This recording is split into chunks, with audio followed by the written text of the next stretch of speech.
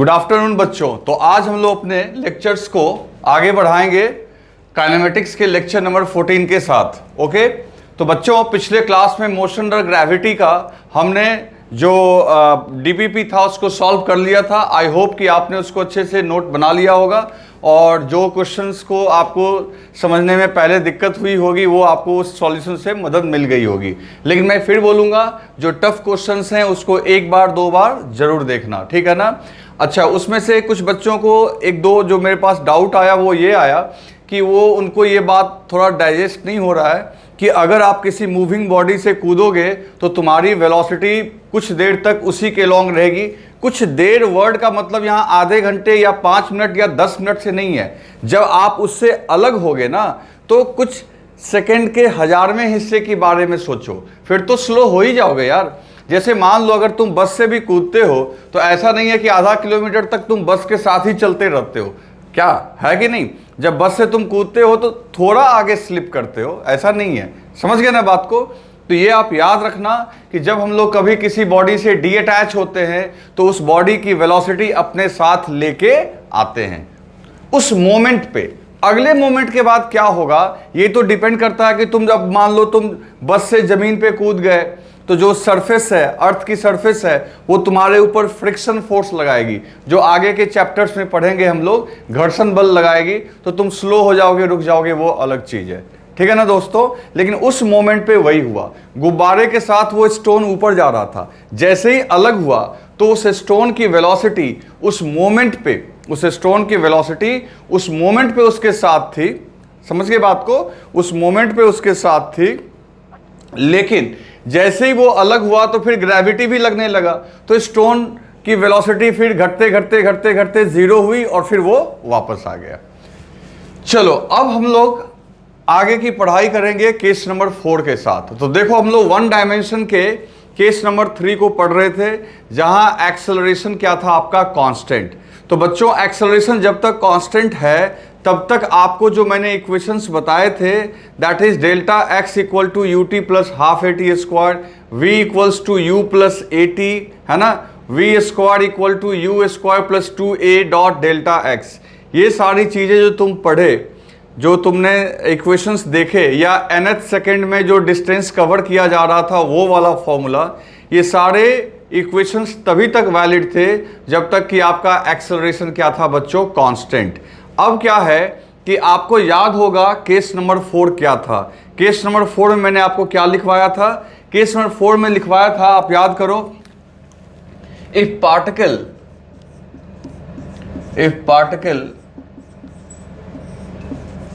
moves with variable acceleration। अगर particle बच्चों move कर रहा हो किसके साथ, तो वेरिएबल एक्सेलरेशन के साथ। यानी एक्सेलरेशन जो पार्टिकल की है बच्चों वो क्या है, वेरिएबल। पार्टिकल की जो एक्सेलरेशन है वो आपकी क्या है यहाँ पे, वेरिएबल। तब क्या होगी, ठीक है। तो अब इसको देखते हैं कि पार्टिकल वेरिएबल एक्सेलरेशन में क्या होगा। तो पहली बात सुन लो, एक्सेलरेशन वेरिएबल का क्या मतलब हुआ कि एक्सेलरेशन अब कांस्टेंट नहीं है। एक्सेलरेशन जैसे पहले तुम लिखते थे ना कि पार्टिकल का एक्सेलरेशन हो गया 2 मीटर पर सेकेंड, तो ये कांस्टेंट है क्योंकि यहां टाइम वाला फैक्टर नहीं है। अगर यही लिखा जाए a equals to 2t metre पर सेकेंड, तो देखो पहले ये पहचानना सीखो कि कौन सा वेरिएबल एक्सेलरेशन हुआ, कौन सा कांस्टेंट। ये ऊपर वाला कांस्टेंट हुआ। क्यों कांस्टेंट हुआ, क्योंकि a की वैल्यू कितनी है, 2। इसका मतलब ये हुआ कि a की वैल्यू फिक्स्ड है, कितनी है, 2। और नीचे में a इक्वल्स टू 2t है। और ये t क्या है पता है तुम्हें, ये t जो है ये टाइम इंस्टेंट है जिसकी वैल्यू तुम रखोगे। इसका मतलब ये हुआ अगर a इक्वल्स टू 2t लिखा हुआ है बच्चों, तो इसका मतलब ये हुआ कि जब तुमने मोशन देखना शुरू किया था उस समय तो t इक्वल टू 0 पुट करते हैं, तो यहाँ 0 पुट करेंगे तो 2 इंटू 0 इक्वल्स टू क्या हो जाएगा, 0। यानी जब आपने मोशन को देखना शुरू किया उस समय एक्सेलरेशन कितना था, 0। फिर 1 सेकेंड पे कितना होगा, 2 इंटू 1 2, 2 सेकेंड पे कितना होगा, 2 इंटू 2 4, 3 सेकेंड पे कितना होगा, 2 इंटू 3 6। इसका मतलब क्या हुआ बच्चों कि जो एक्सेलरेशन है ये किसका फंक्शन है, टाइम का। एक्सेलरेशन किसका फंक्शन है, टाइम का। तो जैसे ही आपको ऐसा कोई इक्वेशन दिखे कोई पार्टिकल का एक्सेलरेशन इस रूप में दिखे तो उसी समय समझ जाना है कि मेरे को कौन सा केस चाहिए, केस नंबर 4। अब समझ में आया केस नंबर 4 की पहचान कैसे करोगे। केस नंबर 4 की पहचान इस तरीके से की जाएगी जब एक्सेलरेशन अपना क्या हो, वेरिएबल। और वेरिएबल एक्सेलरेशन किसका होगा, टाइम का फंक्शन। वेरिएबल एक्सेलरेशन मतलब एक्सेलरेशन चेंज कर रहा होगा, और चेंज किसके रिस्पेक्ट में कर सकता है, टाइम के रिस्पेक्ट में, या और भी कई सारी चीजें हो सकती है। मतलब मेरा कहने का मतलब है कि मेरा एक्सेलरेशन का वैल्यू फिक्स्ड नहीं होना चाहिए। तो इस केस में पार्टिकल का एक्सेलरेशन होगा वेरिएबल। तो कहोगे अब क्या करेंगे सर, तो क्या यहां पे इस केस में v equals to u plus a t valid है, नो। इस इक्वेशन में इस केस में delta x equal to u t plus half a t square valid है, नो। इस इक्वेशन इस केस में आपका डेल्टा एक्स एन बराबर u plus a by two two n minus one valid है, नो, एब्सोल्युटली नो। मतलब यहाँ पे बच्चों जो वैलिड होगा वो एक नए टाइप का जो हम लोग मैथमेटिक्स अभी लगाएंगे वो वैलिड होगा। वो जो इक्वेशंस आपने सीखे हैं वो केस नंबर 3 के लिए वैलिड है, इसके लिए वैलिड नहीं है। अब इसके लिए क्या वैलिड है यही आज मैं आपको बताऊंगा, और उसके बाद इसके ऊपर प्रॉब्लम भी हम लोग करेंगे। तो आप केयरफुल्ली ढंग से सुनिए। और ये जानते हो बच्चों, ये जो है नॉर्मली सबसे लोगों को टफ लगता है। इसलिए टफ लगता है क्योंकि उनको डिफरेंशिएशन और इंटीग्रेशन ढंग से आता नहीं है। तो मेरा आपसे रिक्वेस्ट है कि आज इस लेक्चर को देखते समय अगर किसी को भी दिक्कत हो रही होगी तो दिक्कत उसे ही होगी जिसने डिफरेंशिएशन और इंटीग्रेशन को ढंग से पढ़ा नहीं है या याद नहीं किया होगा। तो मेरा आपसे रिक्वेस्ट है कि आप कम से कम, अगर आपने सब कुछ को ढंग से पढ़ के याद किया है तब तो कोई दिक्कत नहीं होगी, और जैसे थोड़ी बहुत दिक्कत होगी वो तुरंत से जाके बेसिक मैथमेटिक्स का लेक्चर देखे, फिर से रिवाइज करे डिफरेंशिएशन को और इंटीग्रेशन को। उसके सारे फॉर्मूलों को रिवाइज करने की ज़रूरत नहीं है। आप बेसिक इंटीग्रेशन का फॉर्मूला देख लीजिएगा, लिमिट कैसे पुट करते हैं वो देख लीजिएगा, डिफरेंशिएशन कैसे करते हैं वो देख लीजिएगा, जिनको दिक्कत है उनको। अदरवाइज जो आगे पढ़ रहे हैं उनको तो कोई समझ, जो ढंग से करते आ रहे हैं उनको दिक्कत नहीं होगी। ठीक है बच्चों, तो चलो आज की हम लोग पढ़ाई शुरू करते हैं। तो बच्चों इस केस में हम लोग आखिर प्रॉब्लम को कैसे सॉल्व करेंगे, है ना। हमारे पास कौन सा इक्वेशन मिलेगा, प्रॉब्लम कैसे सॉल्व करेंगे, जरा इसके बारे में हम लोग सोचते हैं। तो देखो कैसे प्रॉब्लम सॉल्व करेंगे। यहां पे हम लोग जो बेसिक टर्म्स पढ़े हैं उसका यूज करेंगे। जैसे कोई फॉर्मूला यहां पे नहीं है, यहां कोई फॉर्मूला नहीं है, बस आपको डिफरेंशिएशन और इंटीग्रेशन थोड़ा अच्छे से आना चाहिए। तो मैं बार बार बोल रहा हूं कि उसको रिवाइज एक बार जरूर कर लेना इस लेक्चर के साथ साथ, ठीक है ना।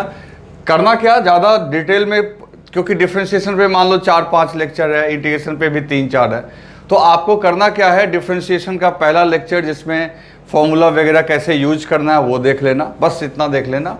और इंटीग्रेशन में भी फॉर्मूला कैसे यूज करना है वो देख लेना, ठीक है ना। इसके अलावा लिमिट पुट करने वाला तो 2-3 लेक्चर है और तुम पहले से पढ़ रखे हो, तो रिवाइज करना मुश्किल नहीं होगा। ठीक है दोस्तों, चलो अब देखो क्या होगा, कैसे होगा, यहां पे कैसे प्रॉब्लम दिया जा सकता है। यहां पे तुमको हो सकता है पोजीशन जो पार्टिकल का है।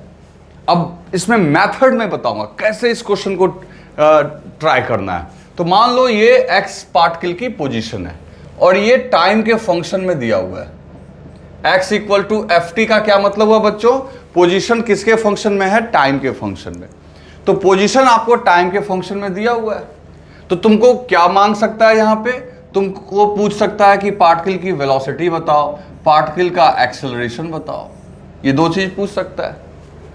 तो जैसे मान लो अगर पोजीशन टाइम का फंक्शन दिया हुआ है तो मैं हर टाइप का क्वेश्चन आपको भी समझाऊंगा। तो ये टाइप 1 डिस्कस कर रहे हैं, है ना बच्चों, केस 4 का टाइप 1, यानी पोजीशन किसके फंक्शन में दिया हुआ है, टाइम के फंक्शन में। And we have to find velocity and acceleration. अब केवल मैंने v लिखा है तो समझना है इंस्टेंटेनियस। याद होगा वेलोसिटी 2 टाइप के होते हैं, एवरेज और इंस्टेंटेनियस। किसी पर्टिकुलर टाइम वाले को इंस्टेंटेनियस बोलते हैं और 2 बड़े टाइम के बीच वाले को एवरेज बोलते हैं। तो हमको एक पर्टिकुलर वेलोसिटी चाहिए, हमको एक पर्टिकुलर एक्सेलरेशन चाहिए। ओके बच्चों, तो चलो देखते हैं। तो आपको यहाँ पे पोजीशन दिया हुआ है किसके फंक्शन में, टाइम के फंक्शन में। हमको क्या चाहिए, वेलोसिटी भी चाहिए टाइम के फंक्शन में और एक्सेलरेशन भी चाहिए, ताकि हम लोग टाइम पुट कर सके। तो बहुत सिंपल है बच्चे, क्या करना है तुमको, तो वेलोसिटी का फॉर्मूला मैंने तुमको बता रखा है बच्चे, बता रखा है कि वेलोसिटी आप याद करो कैनेमेटिकल पैरामीटर में ही बता रखा है कि अगर पोजीशन दिया हुआ है किसी पार्टिकल की, तो किसी पार्टिकल के पोजीशन को डिफरेंशिएट करो। किसके रिस्पेक्ट में डिफरेंशिएट करोगे, टाइम के रिस्पेक्ट में डिफरेंशिएट करोगे। What you will get velocity. और ये कौन सी वेलोसिटी, इंस्टेंटेनियस वेलोसिटी, है ना। तो बच्चों पोजीशन अगर टाइम के फंक्शन में दिया हुआ है तो you just have to differentiate this with respect to time, you will get velocity. समझ गए ना। तो यहां वेलोसिटी मिल जाएगी। फिर क्या कहोगे कि सर हमें एक्सेलरेशन भी चाहिए, तो एक्सेलरेशन चाहिए तो एक काम करते हैं, फिर दिमाग पे जोर डाले, तो यहां पे आपको वेलोसिटी मिल जाएगी। और फिर जब वेलोसिटी मिल जाएगी तो एक्सेलरेशन के लिए क्या करते हैं, तो काइनेमेटिकल पैरामीटर्स में आपको ऑलरेडी बताया रखा है मैंने कि अगर आपको एक्सेलरेशन चाहिए तो वेलोसिटी को टाइम के रिस्पेक्ट में डिफरेंशिएट कर दो। आपके कॉपी में सब कुछ लिखा हुआ है, rate of change of velocity को ही क्या बोलते हैं, एक्सेलरेशन। अगेन दिस इज क्या हो जाएगा बच्चों, इंस्टेंटेनियस। आ रही है बात समझ में। तो अगर आपने पोजीशन को डिफरेंशिएट किया तो you will get velocity, velocity को डिफरेंशिएट किया यू विल गेट एक्सेलरेशन। कौन सा एक्सेलरेशन, इंस्टेंटेनियस। तो इसका मतलब है कि एक काम करते हैं, एक एग्जांपल ले लेंगे तो मजा आ जाएगा। मान लो कि एक क्वेश्चन ले लेते हैं, ए पार्टिकल यहां के बजाय ऊपर लिखा जाए, है ना, स्पेस बचेगा, तो हम लोग ऊपर लिख देते हैं क्वेश्चन। ए पार्टिकल, छोटे छोटे क्वेश्चन से मैं तुम्हें समझा दूंगा। ए particle is moving along, a particle is moving along x axis whose, जिसका, whose माने जिसका, whose position is given by x equals to t का पावर 3, ऐसे लिखते हैं 3t का पावर 3 प्लस 2, है ना। x ऐसे दिया हुआ है, जिसका जो पोजीशन दिया हुआ है बच्चों x इक्वल्स टू 3t का पावर 3 प्लस 2, ये पोजीशन दिया हुआ है। फिर क्या बोला तुमसे, find its velocity and acceleration at t equals to 2 second. देखो बच्चों बहुत सिंपल क्वेश्चन है, ये क्वेश्चन इसलिए आपको दे रहे हैं क्योंकि आप समझ सके। लिखा हुआ है एक पार्टिकल मूव कर रहा है, किधर मूव कर रहा है बच्चों, एक्स एक्सिस के लॉन्ग, और जिसका पोजीशन दिया गया है x equals to 3t³ plus 2, तो वेलोसिटी और एक्सेलरेशन निकालना है 2 सेकेंड पे। तो एक बार तुम लोग खुद से ट्राई करो, जिनसे बन सकता वेरी गुड, उनसे अच्छा हो जाएगा, और जिनसे नहीं सॉल्व होगा मैं बता रहा हूं। ट्राई कर लिया आपने, चलो देखते हैं आंसर। सीखने की कोशिश करो। सबसे पहली बात, अब जैसे ही तुमने देख लिया कि सर ये x टाइम का फंक्शन है और मेरे को केवल वेलोसिटी और एक्सेलरेशन पूछा जा रहा है, वो भी 2 सेकेंड पे, तो पर्टिकुलर टाइम पे पूछा जा रहा है, इसका मतलब वो इंस्टेंटेनियस मांग रहा है। क्या मांग रहा है बच्चों, इंस्टेंटेनियस। तो आप खुद सोचो कि अगर कोई पूछे 2 सेकेंड पे पोजीशन कितना होगा, तब तो फटाक से आप t के जगह 2 रख दो, आपको x की वैल्यू आ जाएगी। t के जगह 2 रख दोगे तो x की वैल्यू पता चल जाएगी, है ना। तो इसका मतलब है कि अगर जैसे x टाइम के फंक्शन में आपको है इक्वेशन क्वेश्चन में दिया हुआ, काश वेलोसिटी भी टाइम के फंक्शन में दिया हुआ रहता तो हम लोग t पुट कर लेते, काश एक्सेलरेशन भी टाइम के फंक्शन में दिया हुआ रहता तो हम लोग t पुट कर लेते, है ना। तो यहां तो कुछ ऐसा दिया हुआ है नहीं, यहां सिर्फ क्या दिया हुआ है, पोजीशन दिया हुआ है, किसके फंक्शन में, टाइम के फंक्शन में। तो एक काम करते हैं, तो सबसे पहले हम लोग इसको डिफरेंशिएट कर लेते हैं। इसको डिफरेंशिएट कर लेते हैं इन द सेंस कि जो अभी हमें सिखाया गया कि अगर वेलोसिटी चाहिए तो पोजीशन को डिफरेंशिएट करो, तो ऑटोमेटिकली बच्चों सीधा क्या लिखेंगे, v equals to dx upon dt। अब यहां बच्चों आपको डिफरेंशिएशन की जरूरत पड़ेगी। अब जिसे याद है उसके लिए तो दिक्कत नहीं है, और जो फॉर्मूला भूल गया है उसे थोड़ी दिक्कत होगी, इसलिए मैंने कहा था कि फॉर्मूला रिवाइज कर लो। तो देखो v इक्वल्स टू, अब देखो, अब x के जगह हमने इसको रख दिया। अब याद करो, आपको बेसिक रूल नंबर 4 बताया था मैंने, जब डिफरेंशिएशन के रूल्स बता रहे थे तो ऑटोमेटिकली याद करो, उसमें बेसिक 8 रूल्स बताए थे। उसमें से फोर्थ वाला जो है, जो ये है, इसमें आप इन दोनों को क्या कर सकते हो, सेपरेट कर सकते हो, अलग अलग कर सकते हो। तो v equals to 3t³/dt plus d2/dt। Clear है? अब देखो ये 2 क्या है, कांस्टेंट, तो 2 कांस्टेंट है, तो आपको याद होगा कांस्टेंट अलग अलग सेपरेट कर लिए, बीच का साइन का ध्यान रखे। तो कांस्टेंट का डिफरेंशिएशन 0 होता है, कांस्टेंट का डिफरेंशिएशन 0 होता है। अब इसका डिफरेंशिएशन सिर्फ करना है, तो v इक्वल्स टू 3 को आगे ले आओ बच्चों, तो 3 को आगे ले आओ। याद करो, कांस्टेंट को हम लोग आगे ले आते हैं, रूल नंबर 2 से चल रहा है, इसलिए मैं बोला था कि रूल्स आप रिवाइज कर लो। तो अंदर में क्या रह जाएगा, dt का पावर 3/dt, तो जो पावर है उसको आगे मल्टीप्लाई कर लेते हैं। समझ गए ना? ये 2 3 कहां से आया, एक इसका कांस्टेंट बाहर आया और एक इसका पावर आगे चला गया, और उसके बाद पावर में से एक घटा लो, पावर में से एक घटा लो, तो t का पावर 3 में से एक घटाओगे तो क्या हो जाएगा, t²। तो ऑटोमेटिकली बच्चों देखो, वेलोसिटी इक्वल्स टू क्या आ गया, 9t²।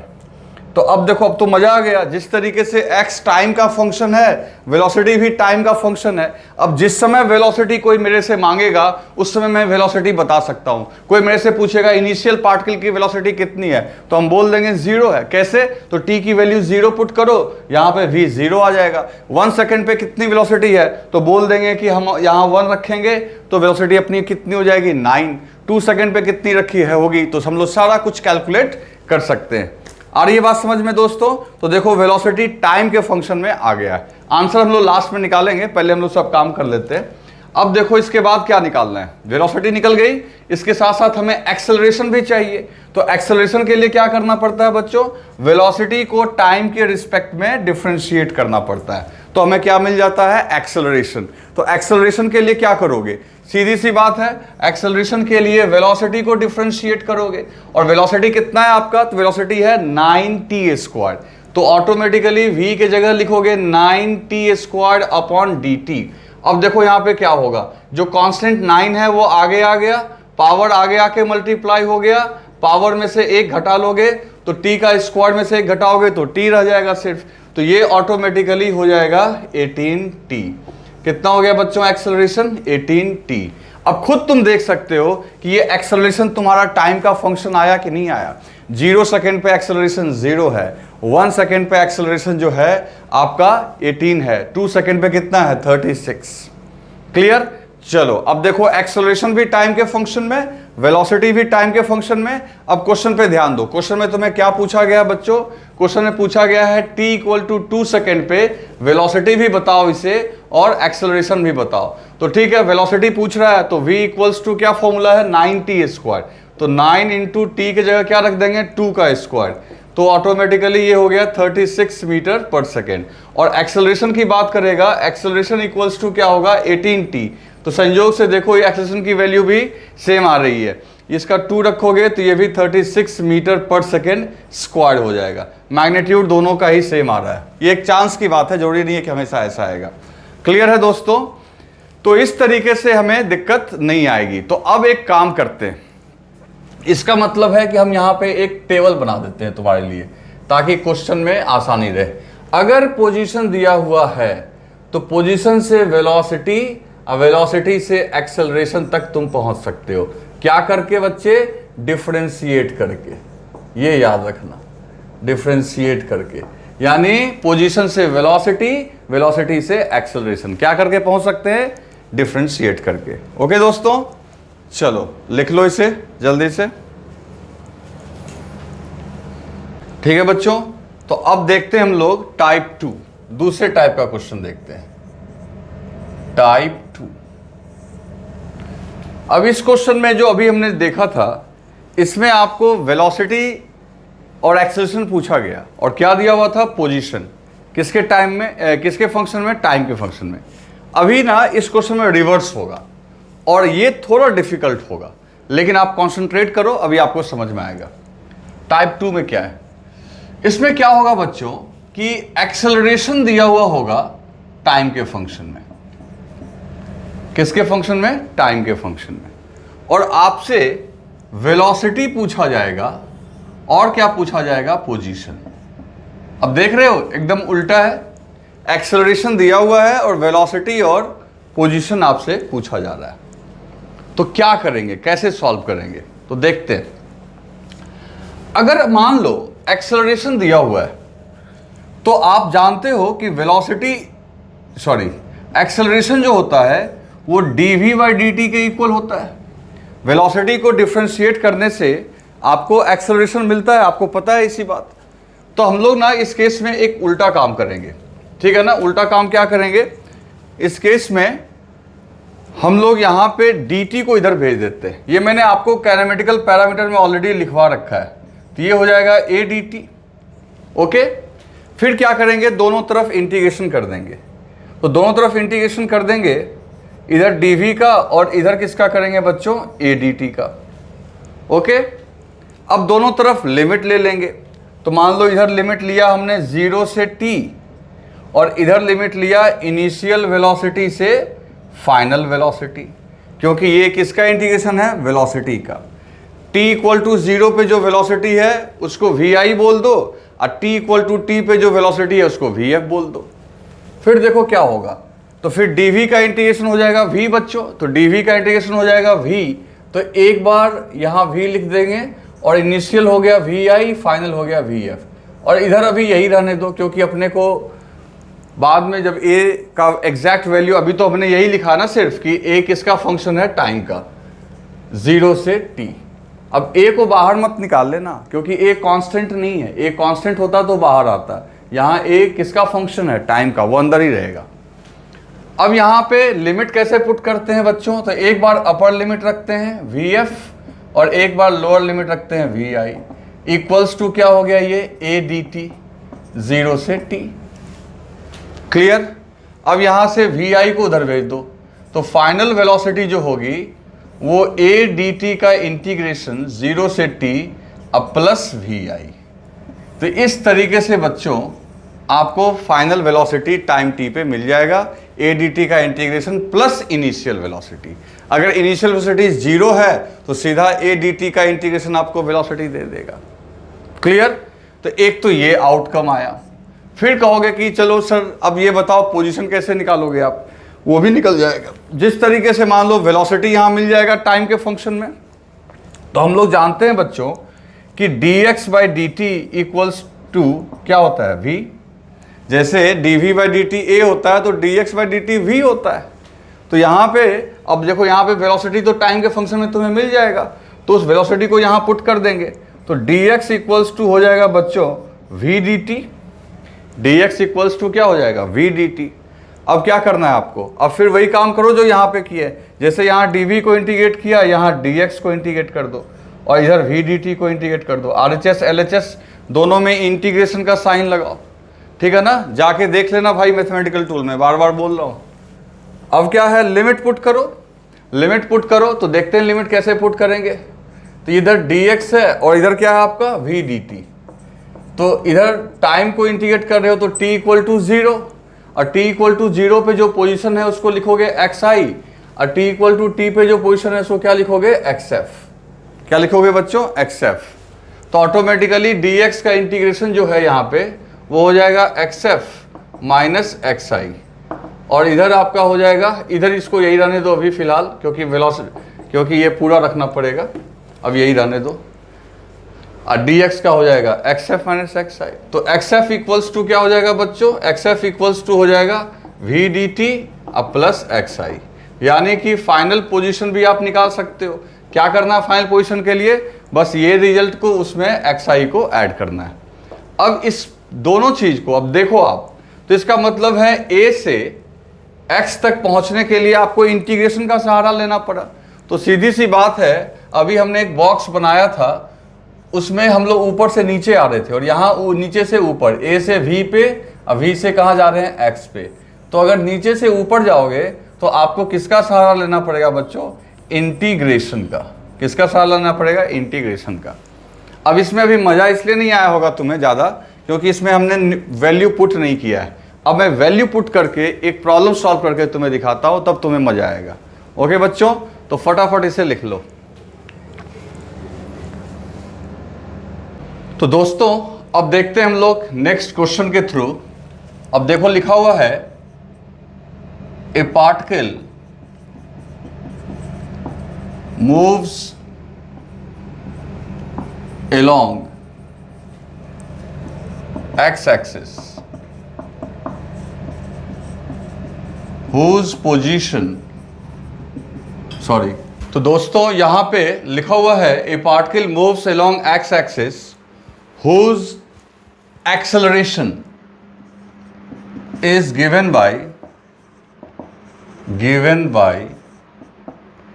a equals to 2t। बहुत सिंपल है। ऐसा क्वेश्चन हम लोग एक कर चुके हैं ऑलरेडी आपका मैथमेटिकल टूल पढ़ाते समय।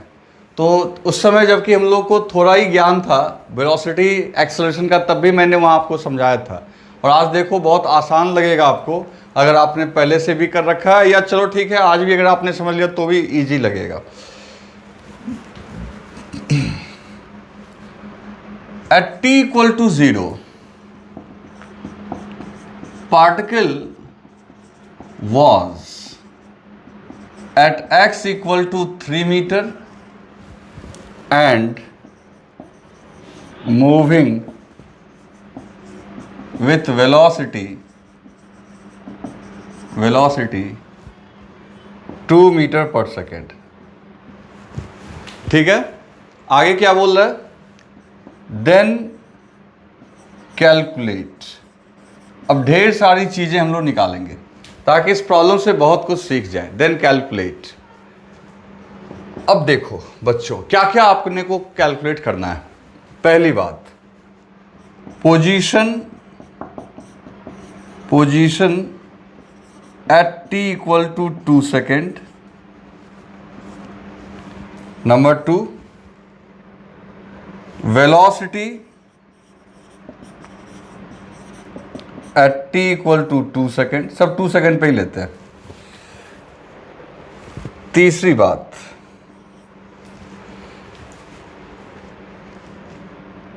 Average velocity. अब देखो, अब यहां से दिमाग लगाना होगा थोड़ा। एवरेज वेलोसिटी, अब जैसे ही ये एवरेज आ गया तो 2 टाइम लेना पड़ेगा। एवरेज वेलोसिटी 2 टाइम इंस्टेंट के बीच लेना पड़ेगा, t equal to 0 to t equal to 2 second. और चौथी बात, average acceleration between t equal to 0 to t equal to 2 seconds. ये 4 चीज़ आपको यहाँ पे कैलकुलेट करना है। तो वीडियो पॉज करो, एक बार खुद से ट्राई करो, ठीक है?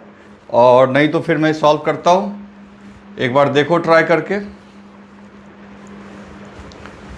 कर लिया आपने ट्राई? चलो अब इसका सॉल्यूशन हम लोग देखते हैं।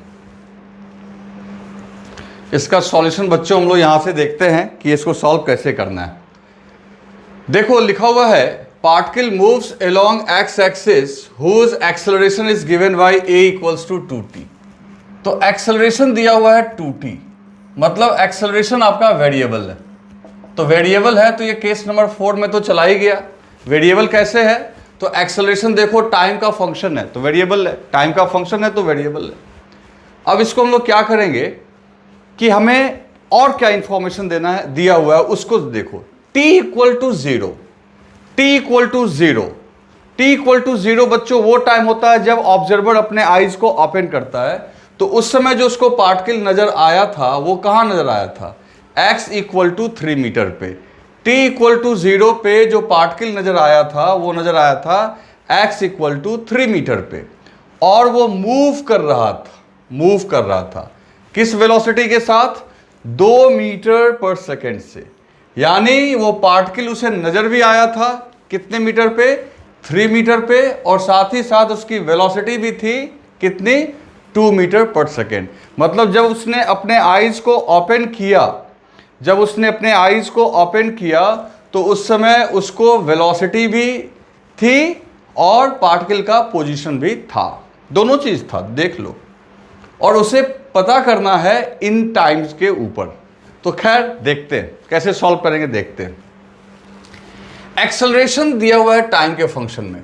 तो कुछ देर पहले ही मैंने आपको बोला था कि ए को हम लोग चाहें तो लिख सकते हैं dv/dt। लिख सकते कि नहीं लिख सकते? तो dv ए को हम लोग क्या लिख सकते हैं बच्चों? dv/dt। तो dv/dt इक्वल्स टू क्या हो गया? 2t। और हमें चाहिए वेलोसिटी, हमें चाहिए पोजीशन। तो वेलोसिटी और पोजीशन भी हमें टाइम के फंक्शन में निकालना होगा। एक्सेलरेशन जिस तरीके से टाइम के फंक्शन में है, तो वेलोसिटी भी टाइम के फंक्शन में निकालना होगा। तो ए की जगह हमने लिख दिया dv/dt। ओके बच्चों, dt को उधर भेज दो, तो ये हो गया dv equals to 2t dt। dv equals to क्या हो गया बच्चों? 2t dt। अब दोनों तरफ इंटीग्रेशन कर लो, इधर dv का इंटीग्रेशन और 2 कांस्टेंट है बाहर कर लो, और इधर हो गया t dt का इंटीग्रेशन। क्लियर है? चलो t इधर लिमिट रखो और इधर भी लिमिट रखो, लिमिट समझते ही हो। तो इधर हमने लिमिट रखा t इक्वल टू 0। तो बच्चों इधर लिमिट हमने रखा t इक्वल टू 0। तो t इक्वल टू 0 पे अब इधर किसका लिमिट रखोगे? इधर लिमिट रखोगे वेलोसिटी का। तो इधर t इक्वल टू 0 पे पार्टिकल देखो वेलोसिटी कितनी है। तो t इक्वल टू 0 पे देखो क्या लिखा हुआ है। t इक्वल टू 0 पे पार्टिकल का पोजीशन था 3 मीटर और पार्टिकल मूव कर रहा था कितने से? 2 मीटर पर सेकेंड से। पार्टिकल की वेलोसिटी थी 2 मीटर पर सेकेंड। कब? t equal to 0। तो यहां लिख दो 2। समझ में आई बात? 2 क्यों लिखा हमने? क्योंकि क्वेश्चन में लिखा हुआ है t इक्वल टू 0 पे। और अपर लिमिट, अब कहोगे कि सर यहां सीधा 2 पुट कर लेते हैं, लास्ट में पुट करेंगे उसको हम लोग। तुम्हें लगेगा कि यहां पे हम लोग t का वैल्यू रख देते हैं, है ना, लेकिन उसको हम लोग लास्ट में पुट करेंगे। अभी फिलहाल यहां पे t लिख लो और यहां v लिख लो, ताकि हम लोग v को t के फंक्शन में निकाल लेंगे, तब तो t का वैल्यू कभी भी पुट कर सकते हैं। तो कोई चाहे तो यहां भी 2 रख सकता है और सीधा उसको v निकल जाएगा। लेकिन मेरा कहना है कि अभी हम लोग पहले सीख रहे हैं, तो जनरल अपना t रख दो, इधर t रख दो, उधर क्या रख दोगे? v। अब देखो dv का इंटीग्रेशन क्या हो जाएगा? v। हमने पढ़ रखा है इंटीग्रेशन में, dx का x होता है, dl का l होता है, dq का q होता है, इसी तरीके से dv का v हो गया। तो v हो गया lower limit initial value 2, upper limit होता है फाइनल, तो उसको हमने क्या रख दिया? v। अब इधर देखो इंटीग्रेशन कैसे आएगा, ये 2 कांस्टेंट तो बाहर आ गया। अब x dx का इंटीग्रेशन, यहाँ x dx की जगह क्या है? t dt। तो यहाँ x dx की जगह दोस्तों है t dt। तो आपको याद होगा कि इंटीग्रेशन में क्या करते हैं? पावर में एक ऐड करते हैं और उसी से फिर डिवाइड करते हैं। तो पावर में एक ऐड करेंगे, तो एक ऐड करेंगे तो बच्चों तो ये हो जाएगा t स्क्वायर, क्योंकि यहाँ पावर 1 है, उसमें एक ऐड करो t स्क्वायर, अब फिर उसी से डिवाइड कर दो। क्लियर? और लिमिट कहाँ से कहाँ रख लेंगे? 0 से t। ओके, चलो अब एक बार v के जगह v रखो और एक बार v के जगह 2 रखो, तो ये हो गया v माइनस 2। आइए 2 2 कैंसिल, तो ये हो गया आपका t स्क्वायर 0 से t। क्लियर? तो यहां पे ये हो गया v माइनस 2 और यहां पे एक बार t स्क्वायर रखेंगे, एक बार 0 रख देंगे, एक बार t के जगह t, एक बार t के जगह 0। तो बच्चों ये इक्वेशन आपका कैलकुलेट होके आ गया। अब देखो t स्क्वायर में से 0 गया तो t ही बचा और इधर से 2 चला गया, तो v इक्वल्स टू हो गया t स्क्वायर प्लस 2। क्या मजेदार इक्वेशन आ गया बच्चों, देखो आप। तो बच्चों यहां पे आ गया ये v equals to t square plus 2। अब एक सेकंड के लिए अगर किसी को डाउट हो कि सर ये इक्वेशन काम कर रहा है कि नहीं कर रहा है, तो चेक करके देखते हैं। t इक्वल टू 0 पे पार्टिकल की वेलोसिटी कितनी है? 2। तो अब इस इक्वेशन में t के जगह 0 पुट करोगे तो v बराबर 2 आएगा कि नहीं आएगा? यानी परफेक्ट इक्वेशन है।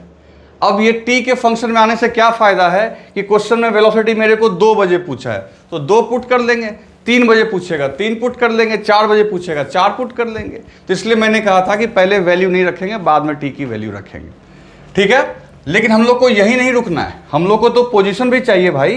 तो पोजीशन अगर चाहिए तो पोजीशन के लिए फिर पोजीशन कैसे आएगा?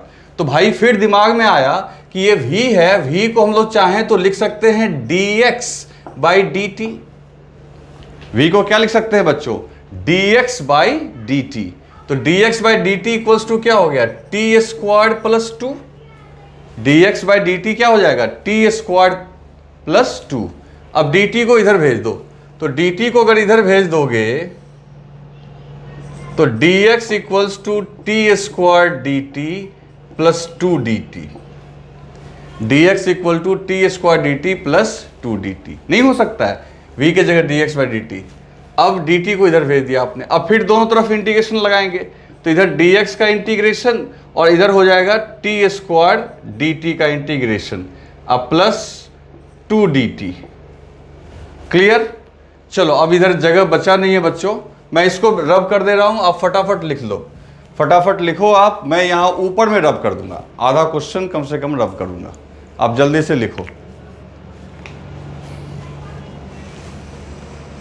तो बच्चों अब यहां पे देखो, आपका ये जो dx है, तो dx आपका, dx को हम लोग इंटीग्रेट करके हम लोग क्या कर देंगे, x। ओके, तो dx को इंटीग्रेट करके हम लोग कर देंगे x, और लिमिट देखो क्या रखेंगे। तो पहली बात सुनो, यहां लिमिट रखेंगे t equal to 0, t equal to 0, और अपर लिमिट टी रख लेंगे क्योंकि इधर टाइम को इंटीग्रेट कर रहे हो। और इधर x के समय क्या लिमिट रखोगे, तो t इक्वल टू 0 पे देखो क्वेश्चन में लिखा हुआ है बच्चों कि जो पार्टिकल की पोजीशन है वो 3 मीटर पे है। t इक्वल टू 0 पे पार्टिकल कहाँ पे है, 3 मीटर पे, तो यहाँ हमने लिख दिया 3। और अपर लिमिट t है, तो अपर लिमिट यहाँ क्या रख दोगे, x। ओके, तो अब देखो यहाँ पे, तो dx का इंटीग्रेशन जो है वो क्या हो जाएगा, x, और लिमिट कहाँ से कहाँ, 3 to x। लिमिट कहाँ से कहाँ रखेंगे, 3 to x। अब रही बात इसकी, ठीक है ना, तो इसकी बात रही, तो ये हो गया टी स्क्वायर डी टी। तो उधर क्या करेंगे बच्चों, तो पावर में एक जोड़ो और उसी से डिवाइड कर दो, तो टी स्क्वायर की जगह हो जाएगा टी क्यूब बाई 3। क्या हो जाएगा बच्चों, टी क्यूब बाई 3। तो टी क्यूब बाई 3, तो ये लिमिट हो गया 0 से t।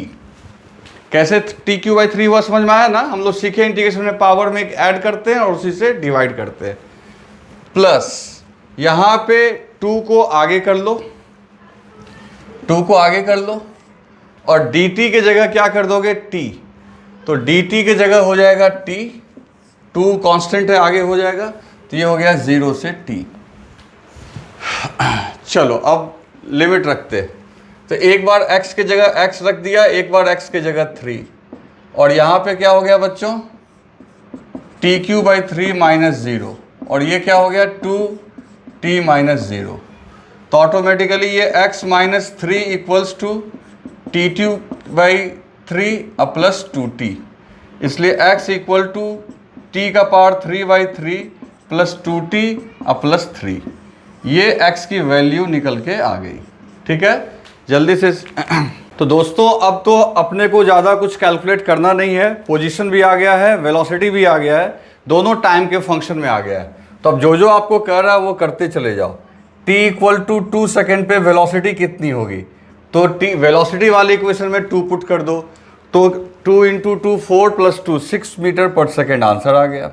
फिर बोलता है t इक्वल टू 2 सेकेंड पे पोजीशन क्या होगा, तो पोजीशन क्या होगा बच्चों, इसके लिए भी 2 पुट करो, तो 2 का क्यू करोगे तो ये हो जाएगा 8/3 प्लस 2 दूनी 4 अब प्लस 3। नहीं समझे, तो t इक्वल टू 2 पे आप x निकाल लो। अब फिर इसको अगर सॉल्व करोगे, 4 3 7 21 21 और 8 हो गया 29/3। ओके, तो इस तरीके से आपका यहाँ पे ये कैलकुलेट होके आ गया, और इसको आराम से सॉल्व कर सकते हो। आंसर आप इसको डिवाइड कर लेना, ठीक है ना, आराम से हो जाएगा। करीब करीब 9.9 आएगा, समथिंग 9.3 करीब करीब आएगा। अब दोस्तों देखते हैं यहाँ पे कि 2 क्वेश्चन और अपने को पूछा है, तो आप जल्दी से इसको राइट डाउन कर लो, फिर उन दोनों क्वेश्चन को भी हम लोग देखते हैं। दोस्तों अब हम लोग जो है उसमें एवरेज वेलोसिटी और इंस्टेंट एवरेज एक्सेलरेशन निकालने को पूछा गया था। तो इसमें कोई बड़ी बात नहीं है, जो एवरेज वेलोसिटी है, एवरेज वेलोसिटी उसका फॉर्मूला आपको पता है ना, delta x upon delta T. तो डेल्टा एक्स हो जाएगा आपका, डेल्टा एक्स क्या हो जाएगा, final x minus initial x, और डेल्टा टी तो आप जान ही रहे हो, final time minus initial time. Okay, तो अब आपको क्या करना है, अब मैं इसे सॉल्व नहीं करूंगा, आप खुद सॉल्व करो। एक बार t इक्वल टू 0 पुट कर देना, तो यहां से तुम्हें मिल जाएगा xi, है ना, जो कि ऑलरेडी आप जान ही रहे हो 3 मीटर से। और दूसरा क्या आया था, अब दूसरा हम लोग पुट करेंगे x इक्वल टू 2 सेकेंड्स। चलो मैं लिख ही दे रहा हूँ। तो फाइनल पोजीशन कितना आया था बच्चों, तो फाइनल पोजीशन जो अपना आया था वो आया था शायद 29/3 मीटर, यही आया था ना। तो चलो ठीक है, तो एवरेज वेलोसिटी तो याद रखेंगे, एवरेज वेलोसिटी का ये फॉर्मूला हम कभी भी यूज कर सकते हैं। तो यहाँ से v एवरेज इक्वल्स टू, अब फाइनल पोजीशन क्या है आपका 29/3, इनिशियल क्या है 3, एंड पूरे का डिवीजन क्या हो गया 3। तो यहाँ से आप इसको सॉल्व करके देख लो कितना आ रहा है, ये आ जाएगा आपका 29/3 माइनस 3, तो ये आ जाएगा आपका कितना 9 आ गया, और ये हो जाएगा 20/9। कैसे समझ में आ रहा तुम लोगों को, एलसीएम लोगे ना भाई 3, ठीक है ना, एलसीएम 3 लोगे तो 3 3 9, और 29 में से 9 गया 20, और वो 3 तो डिनोमिनेटर में है, तो पहले ही नीचे जाके मल्टीप्लाई हो जाएगा, तो ये आपका यहाँ पे कैलकुलेट होके आ जाएगा। क्लियर, चलो अब यहाँ पे पूछ रहा है एवरेज एक्सेलरेशन। तो एवरेज एक्सेलरेशन जो पूछ रहा है बच्चों, तो एवरेज एक्सेलरेशन का याद करो formula, total change in velocity by total time. जब भी एवरेज एक्सेलरेशन पूछे तो दिमाग में यही आना चाहिए बच्चों, यही आना चाहिए। क्लियर है ना। अब फिर यहाँ भी कुछ नहीं करना है, final velocity initial velocity, t equal to 0 वाली वेलोसिटी जो थी 2 मीटर पर सेकेंड, t इक्वल टू 0 पे यही वेलोसिटी थी ना, तो ये हो गई इनिशियल, और t इक्वल टू फाइनल। तो फाइनल के लिए हमने क्या किया था बच्चों, टाइम का वैल्यू रख दिया था, तो फाइनल वेलोसिटी अपना कितना आ गया था कैलकुलेट हो करके, याद करो। तो फाइनल वेलोसिटी था अपना बच्चों 6 मीटर पर सेकेंड, कितने बजे, t इक्वल टू 2 सेकेंड्स पे। तो ये फाइनल हो गया, ये इनिशियल हो गया, तो एवरेज एक्सेलरेशन आपका हो गया final velocity minus initial velocity, और divided by final time minus initial time. तो एवरेज जब भी पूछा जाएगा ना, तो एवरेज के समय आप थोड़ा केयरफुल रहना। तो फाइनल आपका 6 minus 2 upon 2 minus 0, this is 4/2, this is 2 metre पर सेकेंड स्क्वायर। तो ये आपका आ गया एवरेज एक्सेलरेशन, ठीक है। तो इस तरीके से देखो, हर पहलू के ऊपर हमने बात की अभी आपके सामने में, ठीक है, इसको आप लिख लो।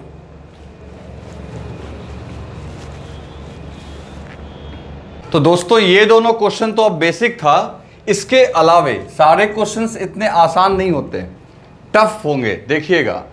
तो उसमें क्या कैसे करना है वो सब मैं आपको बताता जाऊंगा टाइम टू टाइम, आप टेंशन मत लो, ठीक है ना। तो मैं कुछ और ट्रिक्स यहां समझाता हूं। जैसे देखो, तुम्हारा एक्सेलरेशन इक्वल्स टू क्या था, dv अपॉन dt, ओके, और वेलोसिटी इक्वल्स टू क्या था बच्चों, dx अपॉन dt। तो यहां से हम लोग लिख सकते हैं dt equals to dx upon v, लिख सकते हैं कि नहीं लिख सकते। और इसको अगर हम लोग यहां पुट कर दें तो dv, और जहां dt है बच्चों वहां हम लोग लिख सकते हैं dx बाई v। क्लियर। तो ये v ऊपर चला जाएगा, तो a इक्वल्स टू एक फॉर्मूला निकल के आएगा dv बाई dx। तो आप ये भी ध्यान रखना, इसका भी यूज हम लोग कई जगह करेंगे। सुन लो मेरी बात, एक्सेलरेशन को हम लोग dv बाई dt के साथ साथ v dv बाई dx भी लिख सकते हैं। क्या लिख सकते हैं बच्चों, a equals to v dv by dx। कैसे आया, तो सब कुछ मैंने आपके सामने ही कर दिया है, कोई अलग तो है नहीं, सारा कुछ आपके सामने किया हुआ है जो कि आप देख सकते हो। तो एक ये चालाकी भी हम लोग करेंगे, आप याद रखेंगे, ठीक है ना। इसके अलावे कभी कभी इक्वेशन में आपको लिखा हुआ रहेगा x square equals to 4t plus 6, है ना, ऐसे दे दिया मान लो। तो उस केस में आपको पूछ सकता है कि बताओ वेलोसिटी क्या होगी, तो तुमको फिर समस्या आ जाएगी। जैसे मान लो इसमें मैंने पूछ लिया find velocity at t equals to 2 second. अब तुम क्या करोगे, यहाँ x तो है नहीं, एक्स स्क्वायर है, लेकिन हर एक चीज का इलाज है। आप पहले इस इक्वेशन को टाइम के रिस्पेक्ट में डिफ्रेंशिएट करो, तो लिखोगे dx स्क्वायर बाई dt, और इधर लिख दो 40 + 6, दोनों को अलग अलग कर लो बच्चों।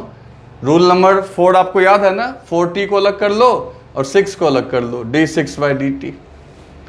अब तुम्हें मन कर रहा होगा, तुम्हें ऐसी इच्छा हो रही होगी कि इसको हम v लिख दें, but you can not right this like v। तुम dx/dt रहता तो तुम v लिख सकते थे, लेकिन यहां है dx²/dt। क्या है बच्चों, dx²/dt। तो क्या करेंगे, अब ऐसा भी नहीं कर सकते हो कि पावर आगे भेज दोगे, नीचे x नहीं है, क्योंकि d, सब चीज मैं आपके कंफ्यूजन को दूर कर रहा हूं। dx² रहता तब तो तुम 2x लिख पाते, ये तो नहीं है, यहां नीचे में dt है, तो हर एक चीज का इलाज है। क्या करेंगे बच्चों, dx² इंटू dx/dt।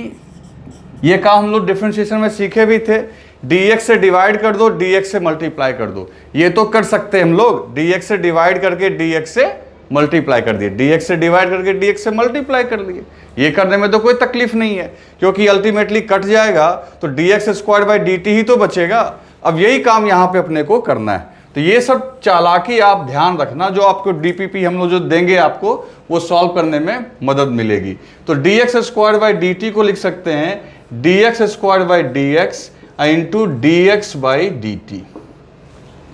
और इधर देखो, इधर आपका 4 आगे आ गया और +0, 4 + 0। अब ये कितना हो गया, तो dx²/dx, इसको हम लोग नॉर्मल डिफरेंशिएशन के रूल से लिख सकते हैं 2x। क्या लिख सकते हैं बच्चों, 2x। और dx/dt को क्या लिख सकते हैं, v। इसको तो डिफरेंशिएशन से लिख दिए, पावर आगे कर लिए, एक घटा लिए, नॉर्मल डिफरेंशिएशन का रूल। इसको फिजिक्स के हिसाब से लिख सकते हैं, फिजिक्स में dx/dt क्या होता है, v। इसको मैथ के हिसाब से लिखे थे, इक्वल्स टू 4।